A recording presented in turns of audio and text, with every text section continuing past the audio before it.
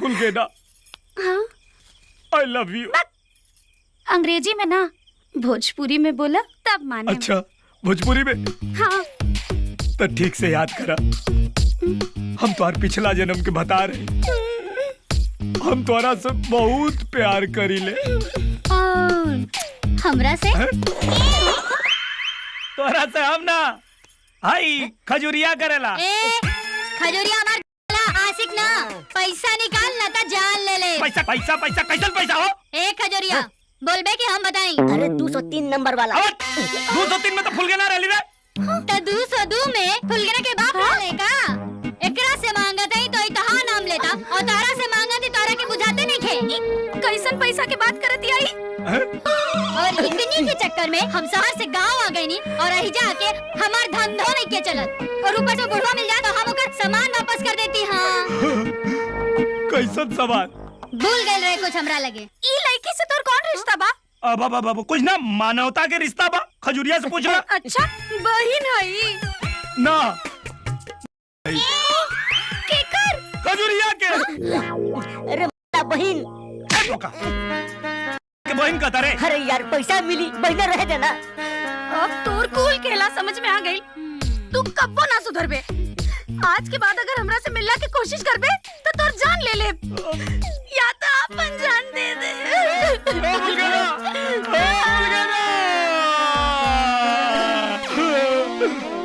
बनत काम बिगाड़ देने से। पता न भगवान हमारी किस्मत कौन चीज से निकले बारे। से। अच्छा अतोर हथौड़ा से।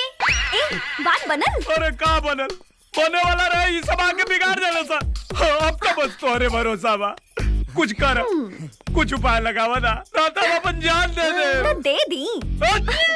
खाली देखे में बेवकूफ लागे नहीं है ना। अरे कान लावा, एक बात बतावा तानी।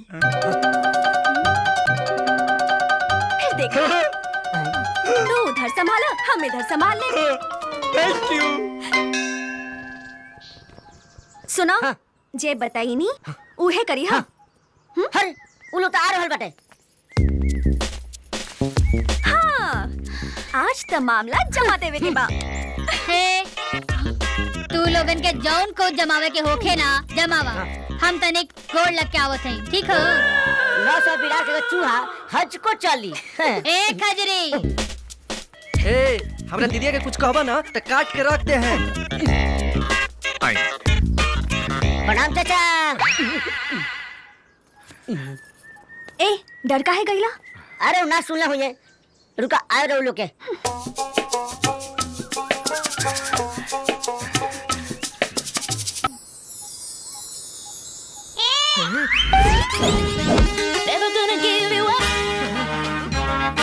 कहाँ जाता नहीं बाबूजी? अभी होता नहीं बेटा। चाचा। हाँ बोल। चाचा, रउआ से ब्याह के बारे में बात करे के बा। ई उम्र में? चाचा, रउआ खातिर ना, रउआ बेटी खातिर। अच्छा अच्छा अच्छा, लड़का का करेला? दरोगा बा। तहरा के तो अभी बता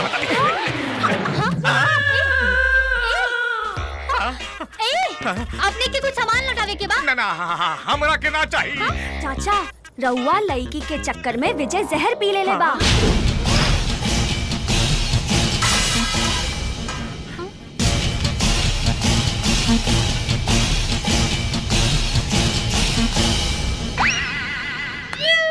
सर, यस, नसबंदी का नया पेशेंट डबल पैसा भराइल बा। लइका हम पैदा करत मानी, तोहनी के का बा? अरे परेशानी डॉक्टर साहब के ना, तोहार मेहरारू के बा। का परेशानी बा हमरा मेहरारू? वजह से तोरे मेहरारू के एक टांग अस्पताल में और एक टांग नरक में बा। खाली मेहरारू बच्चा पैदा करे खातिर होला। तो का करे खातिर होला? ज्यादा बोलबे ना तो नस के साथ साथ कुछ और ही काट दे। चले। जैसन जैसन बोला तानी वैसा ही कर। जितना भी चाकू और औजार बा ना, ओकरा के गर्म पानी में धो ला और तेजी से धार लगावा। अच्छा, फिर हमनी की ओकर नसबंदी कइल जाई, समझला?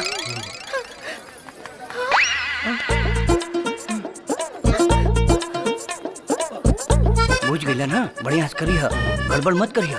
जी ठीक, ओके, ऑल द बेस्ट। Follow me. हाँ साहब, साहब इतना चेंज हो गई। अरे हमहू मरी जाई। अरे अपने के पैसा मिलल बा, खाली पेट भरे से मतलब। ले चलो चलो चलो।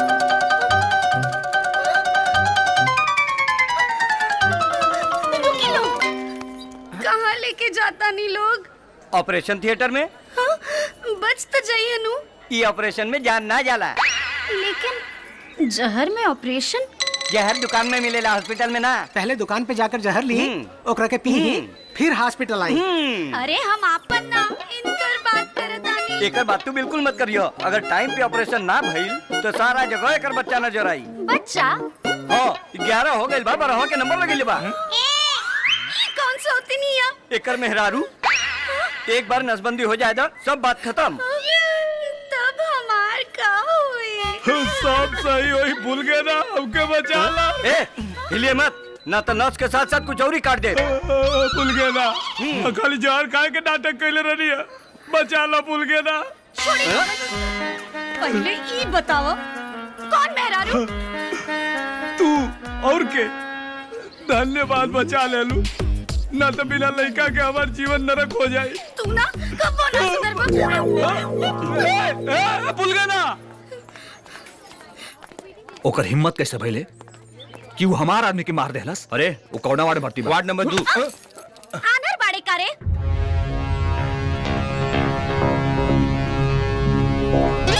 बहुत खूबसूरत पढ़ो।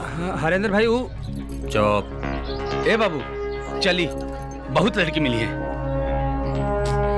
पर एकरा जैसन खूबसूरत ना।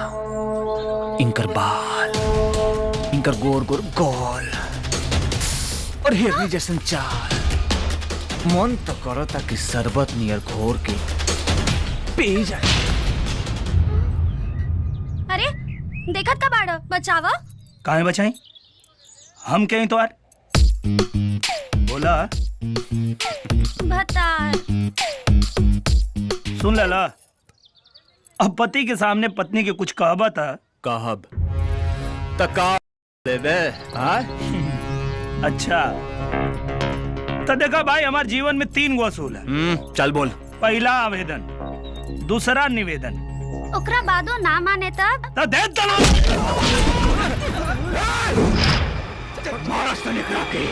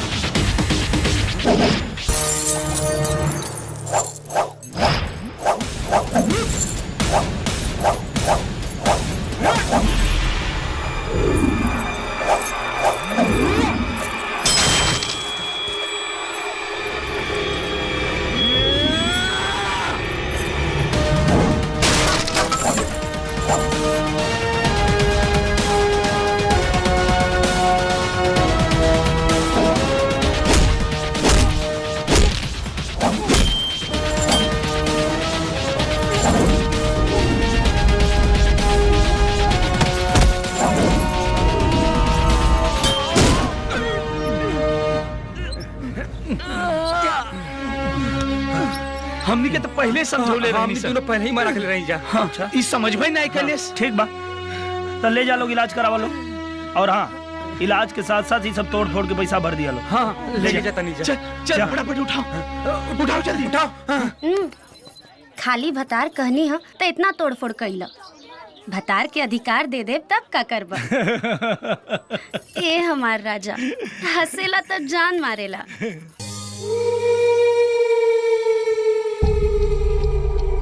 मोहन, अजगर और अब हरेंद्र, अगर अब भी कुछ ना कैला ना तो मोकामा तक पहुंचे में देर ना लगी।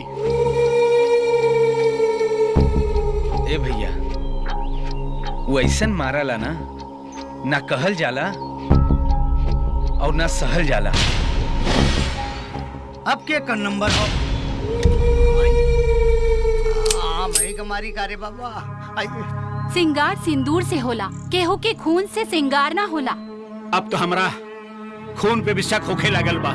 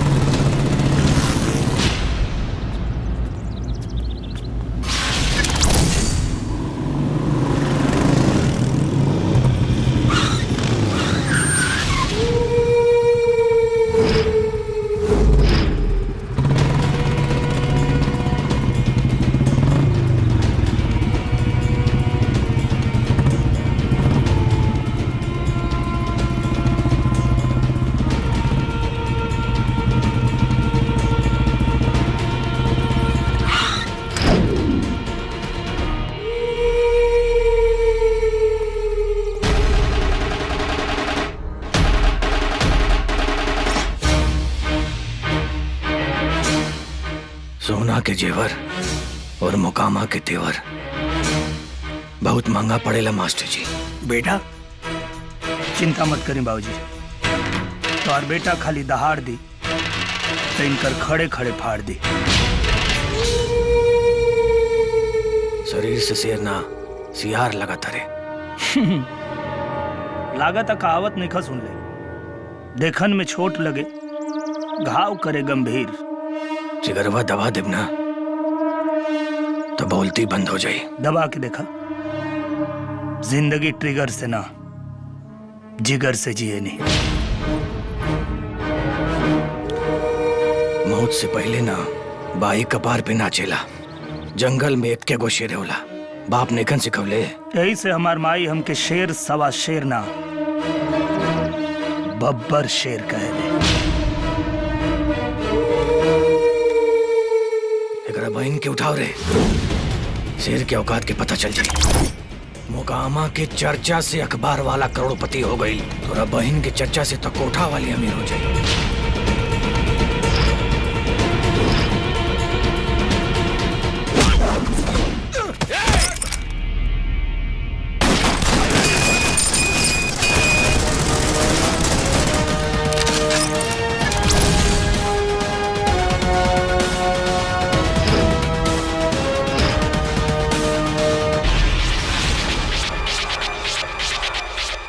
कुछ दिन और जिंदा रहल चाहता रहा तो अपना आप के कानून के हवाले कर दा, ना तो लोहा के चूड़ी पहनावे से पहले छाती पर चढ़ के दाब दे, फेफड़ा फाट के बाहर निकल जाई। काहे कि हमार खोपड़ी हटल तो सामने वाले का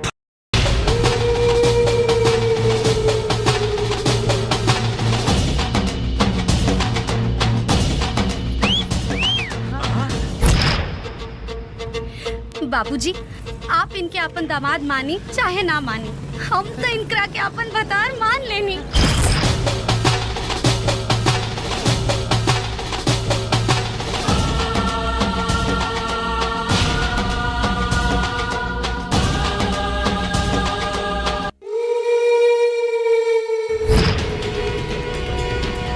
लागत कहावत नहीं खा सुन ले, देखन में छोट लगे घाव करे गंभीर।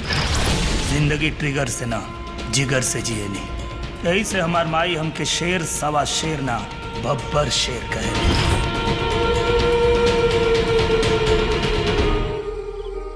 कुछो कहीं साहब, लेकिन आप लोग कमाल कर रहे। ए जीत के खुशी में तो पार्टी देता नहीं। जीत के पार्टी है, खूब दिल खोल के खा पिया लो। तू लोग तो पिए ताड़ा, हम नहीं पियब। तो कहा था तारा खातिर ठंडा मंगा देता नहीं। हमरा लग ब्रांडी। हमरा ला कॉकटेल। कॉकटेल का होला? सब दारू के मिला के कॉकटेल बन जाए। कहाँ पैदा भइल रहलू तू? सोनागाछी में। चल झूठा, चतुर्भुज स्थान में। अच्छा, फिर तो एकरा खातिर कॉकटेल ठीक रही। विजय, ओइजा काहे बैठल बड़ो? ऐजा आके बैठा ना। अरे मरते तू हमनी के बराबरी के बड़ा ऐजा सब लोग के अगाड़ी और गधा के पिछाड़ी कबो ना। अरे साहब पी ले बाटे, ढेर ना चढ़ाई, ना ता पियला के बाद बहुत ऊपर चढ़ेला। देख ला, गधा देखे के बा तो रोड पे जाए की जरूरत नहीं के, सामने बैठल बा। लेकिन साहब के आदेश के पालन होई। विजय संभाल के। हाँ बैठा।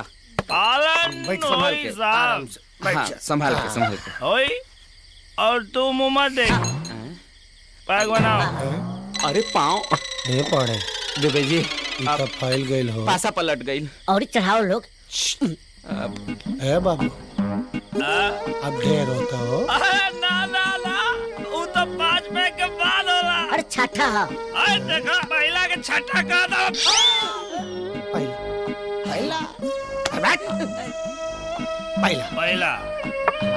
पहला तो मैंने कहा करी तार पैर छूली।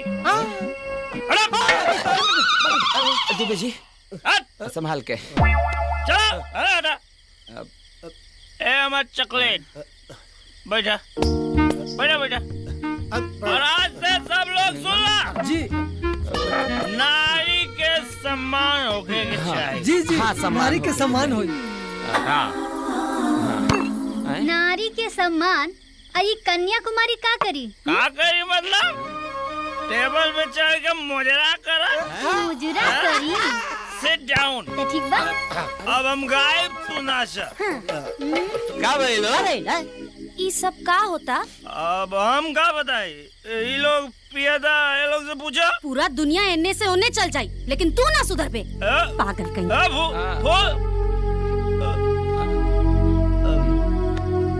आज तो इनके ऐसा सुधार है, का करबा?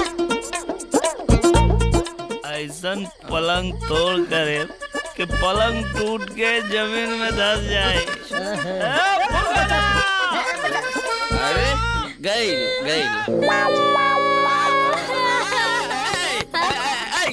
अरे तू काहे रोत बाड़ू? हाँ मुझे उसे हमार पालन ले गए। एक्सक्यूज मी, मैं आपकी कोई मदद कर सकता हूँ?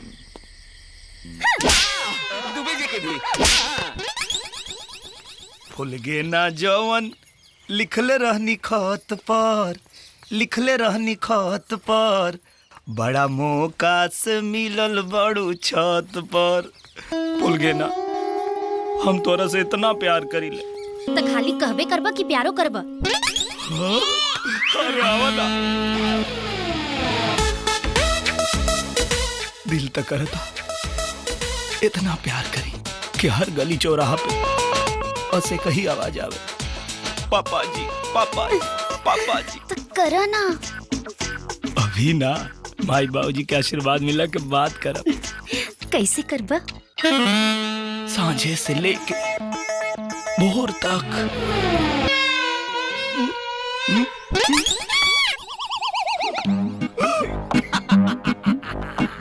का देखत रहला हा?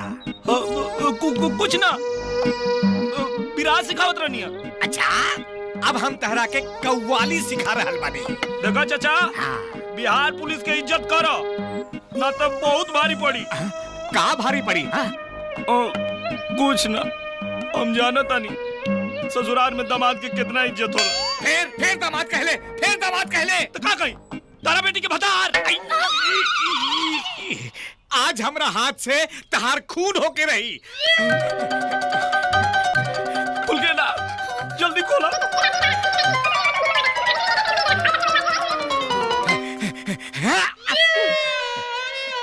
कहीं गई?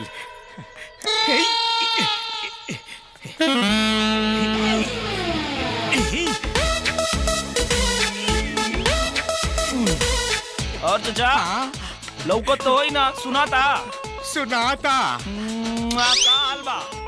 चश्मा दे, फिर बतावा तारी का हाल बा। बेर बेर कहले बानी कि दामाद के दामाद समझल करो, कुत्ता ना। बेटा फुलगहना। हाँ, प्रणाम। जीते रहा बेटा। ई चश्मा चाचा के दे दिया। ठीक है बेटा। हमार काम हो गया।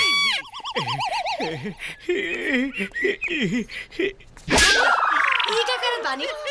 तू के बड़ू? पहिना। तू बड़ू उल्लू चक्के दे गई।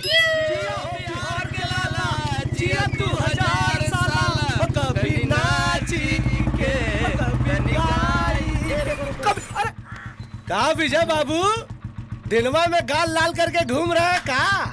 अरे तो शादीशुदा आदमी के गाल लाल ना होई तो का लाल होई? हानू, एगो हम लोग बनी, हमनी के कुंवारापन के दर्द दिल से रिस रिस के बह रहल बा। अरे मत छड़िए पाड़े जी। हाँ, जब भी कोनो अगुआ आवा न बियाह खातिर, हमारे बाबूजी कहें क्या बहन ना, अभी लड़का को पैर पे खड़े हो जाने दीजिए। जब लड़का पैर पे खड़ा हो गई बात तो कोनो लड़की खड़ा नहीं खे हो। अब आप बताइए, हम खड़ा होके करेंगे भी क्या जब कोनो लड़की नहीं खड़ी हो रही है? बताइए। अरे यार, तो वो तो चुटकी में खड़ा हो जाए। चुटकी? अरे कैसे दुबे जी? अरे गुरु कैसे भाई? चुटकी में कैसे? सुना, कुंवारापन का दर्द हिचकोले खाता। हाँ, जल्दी बताओ, जल्दी बताओ। तू लोग को विधि सिखा दी का? विधि? विधि कैसन विधि? डालो का दी? हाथ डालो। अच्छा। ई जोन हाथ बाना, हाँ, एक सही जगह से स्पर्श करे सीखा लो। बहुत कुछ हुआ था जी। बस एक बात के ध्यान रखिए लो, जौन यह स्पर्श विधि बा, एक कहाँ से शुरू करे के बा बस खत्म खत्म। अरे भाई साहब, गुरु रामदेव से भी बड़ा स्थान बा तोहार। बाबा कामदेव की जय हो। तब हम चला था नहीं, बाकी तो तू लोग खुद समझदार बा। बाय। दुबे जी का पढ़े जी? ये जो आइडिया बता के गइल बा एकरा अजमावल कहाँ जाई हो? सयानी पे। हाँ।